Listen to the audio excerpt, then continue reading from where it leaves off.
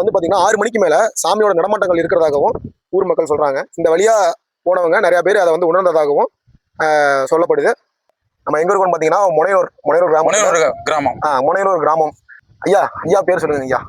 தனிக்காட்டு ராஜா கருப்பையா. சரிங்க. எத்தனை வருஷமா இது இருக்கீங்க? அது பாட்டன் தலைமுறையில இருந்து இருக்குது. 3 தலைமுறையா இருக்குது. சரிங்க. இதுக்கு என்ன ஒரு சக்திங்கய்யா? சக்தி கொஞ்சம் உடம்பு சரியில்லை அவங்களுக்கு, பணம் திருட்டு போறதுக்கு எல்லாமே அந்த ராஜா போய் எழுப்பி கொண்டாந்து கொடுத்துரும். இப்ப நம்ம யாராவது திருடிட்டாங்கன்னு வந்து ஐயாட்ட முறையிட்டா அதை வந்து செஞ்சு கொடுத்துருவாரு.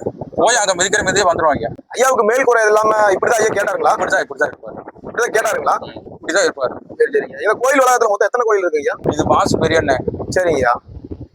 அது மதுரை வீரன். சரிங்கய்யா. காவல் தெய்வங்கள். ஆமா. வந்துட்டு ஒரு நாள் ஐயா கூட்டிட்டு ஊருக்குள்ள போயிட்டு அந்த ஊருக்குள்ள இருக்கிற கோயில் எல்லாத்தையும் நம்ம சுத்தி பார்ப்போம். ஆமா மக்களே, இப்ப பாத்தீங்கன்னா நீங்க திருடு போயிடுச்சுன்னு நீங்க வருத்தப்பட்டு இருந்தீங்கன்னா, எங்கேயுமே போய் அதை கேட்காத ஒரு இதுல நீங்க வந்து இங்க மனம் உருகி ஒரு சொட்டு நீங்க கண்ணீர் விட்டு வேண்டுனீங்கன்னா அது கனவுலையோ இல்ல வேற ஏதாவது அறிகுறி மூலியமாவோ காட்டி கொடுக்குங்கிறது ஐதீகம்.